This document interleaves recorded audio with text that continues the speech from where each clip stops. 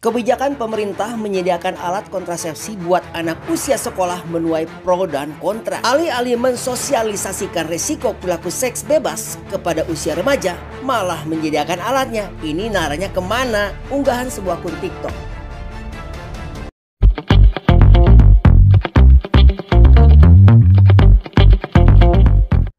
Shalom sahabat terang kemuliaan, apa kabar kalian semua? Senang rasanya bisa berjumpa lagi dengan kalian semua. Kiranya damai sukacita Allah dan kebaikan Tuhan selalu bersama dengan kalian. Diberikan umur yang panjang, diberikan kesehatan sempurna, dan juga tentunya diberikan rezeki yang berlimpah, dijauhkan dari segala sakit, penyakit, dan mara bahaya. Nah baru-baru ini, jadi benar-benar baru ya, sekitar hari kemarin. Ini lagi heboh-hebohnya, lagi panas-panasnya, lagi rame-ramenya ini di media sosial maupun di televisi, di media cetak juga, di koran-koran. Jadi ini lagi panas, lagi heboh berita tentang bahwa sekarang ini Bapak Presiden kita, yaitu Bapak Presiden Jokowi, sudah mengeluarkan peraturan pemerintahan dan menetapkan bahwa alat kontrasepsi alias kondom dan juga tentang aborsi itu sekarang dilegalkan di Indonesia. Wah, ini apa yang terjadi sebetulnya ya. Jadi kalau kita lihat banyak sekali berita-berita yang muncul di media-media ya. Baik itu di TV maupun juga di, kalau paling gampang sih di TikTok ya. Lihat di TikTok juga atau di koran-koran online. Kalian bisa lihat di situ bahwa sekarang tuh pemerintah sudah menerbitkan peraturan. Di mana sih peraturannya? Adalah peraturan nomor 28 tahun 2024 ya. Ini tentang pelaksanaan Undang-Undang Kesehatan nomor 17 tahun 2023. Nah, jadi undang-undang ini ditetapkan dan kemudian ditandatangani oleh Bapak Presiden kita, yaitu Bapak Presiden Jokowi, dan sudah sah, jadi sudah legal ya. Nah, di sini dibilang melalui Kementerian Kesehatan memastikan bahwa edukasi terkait kesehatan reproduksi termasuk penggunaan kontrasepsi hanya ditujukan kepada remaja yang sudah menikah, dengan tujuan menunda kehamilan karena kesiapan calon ibu yang mungkin terbatas oleh masalah ekonomi ataupun kesehatan. Jadi sebetulnya peraturan ini dibuat, katanya sih, kata pemerintah itu yang sudah ditandatangani oleh Bapak Presiden Jokowi ya. Jadi peraturan ini dibuat katanya sih hanya diberlakukan kepada para mereka remaja yang sudah menikah. Karena lewat peraturan ini tuh menimbulkan pro dan kontra. Karena apa? Karena dalam peraturan nomor 28 tahun 2024 ini tentang pelaksanaan Undang-Undang Kesehatan nomor 17 tahun 2023, dalam pasal 103 itu membicarakan tentang edukasi sih, informasi itu yang sudah seringkali dipelajari oleh anak-anak usia remaja, terutama anak-anak SMP, SMA gitu di sekolah-sekolah. Hanya saja ada tambahannya di ayat 4E itu, di pasal 103 ayat 4E dikatakan katanya adalah penyediaan alat kontrasepsi seperti kondom misalkan.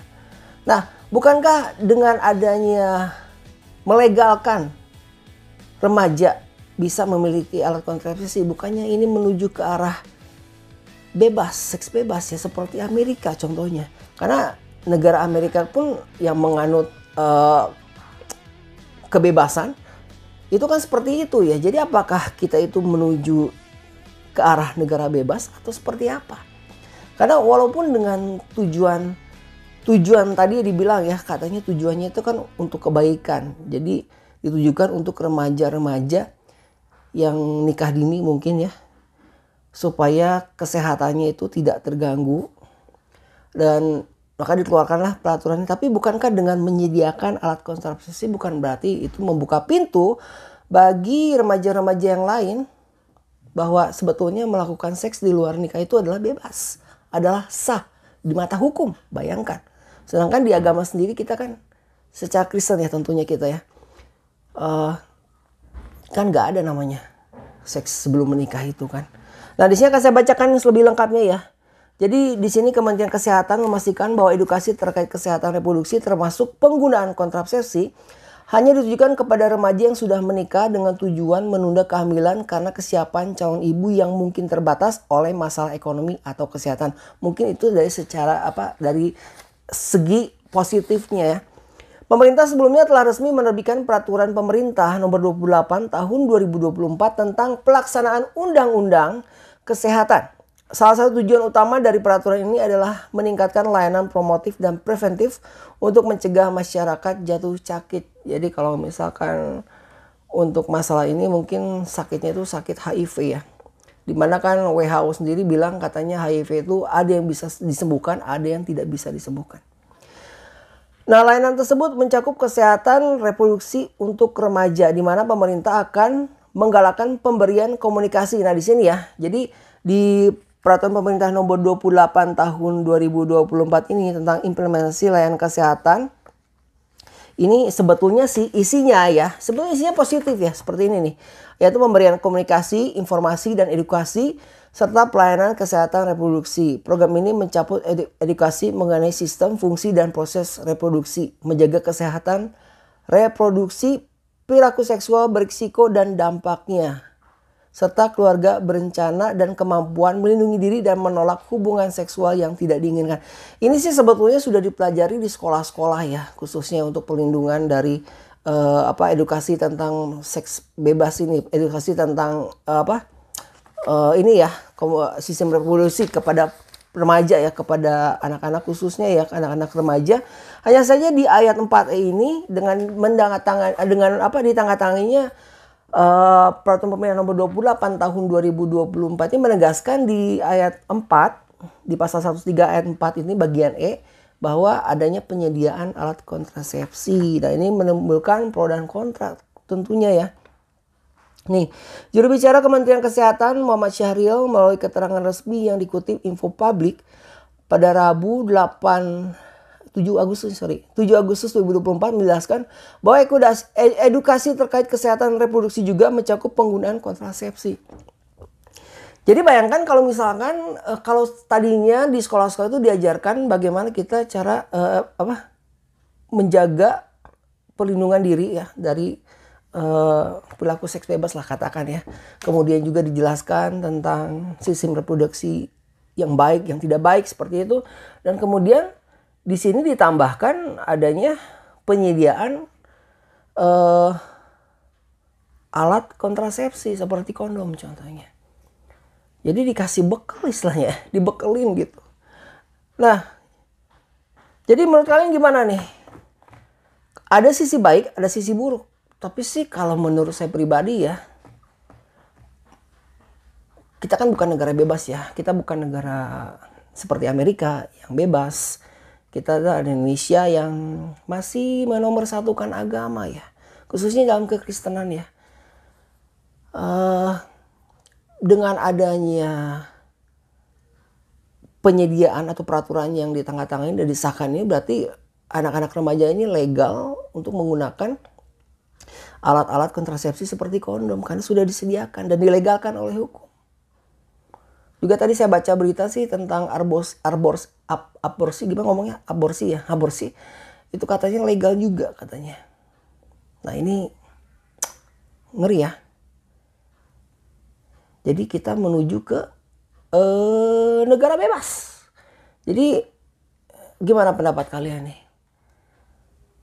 Apakah ini memang tanda-tanda akhir zaman yang sudah terjadi? Baiklah sahabat yang kemuliaan, saya di sini cuma ingin men-share aja info yang lagi heboh, yang lagi viral, dan info ini benar-benar jadi bahan pertimbangan untuk kita semua tentunya, untuk kita semua yang sudah menjadi orang tua yang punya anak-anak, dan juga untuk pertimbangan untuk kalian yang masih remaja juga. Bukan berarti dengan adanya peraturan seperti ini yang sudah dilegalkan oleh pemerintah, bukan berarti seks bebas itu bisa dilakukan. Pesan saya untuk kalian yang mungkin belum menikah ya, dengan adanya peraturan seperti ini, adanya undang-undang yang sudah melegalkan penyediaan alat kontrasepsi, bukan artinya kalian bisa melakukan seks bebas, bukan artinya kalian jadi jatuh ke dalam dosa gitu. Ingat, tetap kembali lagi ke prinsip kekristenan kita tentunya di jalan Tuhan, di mana pernikahan itu adalah hal yang kudus ya. Jadi jangan melakukan hubungan suami istri sebelum pernikahan, di luar pernikahan ya. Karena itu merupakan suatu dosa besar dan merupakan hal yang tidak bisa dimaafkan ya. Dan untuk para orang tua tentunya kita harus lebih ini lagi ya, kita harus lebih lagi memantau anak-anak kita ya. Karena dengan adanya peraturan ini menimbulkan positif dan negatif. Mungkin positifnya tadi ditujukan katanya untuk remaja-remaja yang sudah menikah di usia dini. Tapi negatifnya itu bisa disalahartikan. Jadi dianggap bahwa seks bebas itu disahkan, dilegalkan. Dan ini tentunya menuai pro dan kontra. Ini benar-benar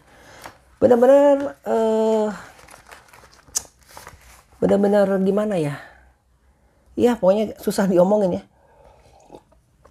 Memang katanya untuk masyarakat yang open minded katanya ini mereka bisa menerima. Tapi walaupun kamu beranggapan kamu open minded, kamu modern, tapi tetap saja ujung-ujungnya sih ini nanti arahnya ke sana. Arahnya adalah ke seks bebas. Walaupun dengan dalih kesehatan. Baiklah sahabat Tuhan kemuliaan, sampai di sini video kita kali ini. Apapun pendapat kalian, apapun komentar kalian, silahkan tulis di kolom komentar. Siapa yang setuju dengan peraturan ini yang telah ditandatangani oleh Bapak Presiden kita, Bapak Jokowi, dan siapa yang tidak setuju? Tulis di kolom komentar dan kemukakan alasannya. Sahabat Tuhan kemuliaan, sampai di sini kita berdoa ya. Kiranya Tuhan memberkati kita semua sekeluarga agar dijauhkan dari hal-hal yang buruk yang terjadi di dunia ini menuju zaman-zaman akhir. Menuju kedatangan Tuhan yang kedua kali. Sahabat yang kemuliaan, sampai di sini video kita kali ini. Kita bertemu lagi di lain kesempatan. Saya berdoa untuk kalian semua, kiranya kebaikan Tuhan selalu bersama dengan kalian. Diberikan umur yang panjang, diberikan kesehatan sempurna, dan juga tentunya diberikan rezeki yang berlimpah. Dijauhkan dari segala sakit, penyakit, dan mara bahaya. Dan jangan lupa dukung terus channel Terang Kemuliaan, tentunya dengan cara apa? Dengan cara subscribe dan bagikan video-videonya kepada yang lain, agar kiranya channel Terang Kemuliaan bisa menjadi berkat untuk orang banyak. Kita bertemu lagi di lain kesempatan. Tuhan Yesus memberkati.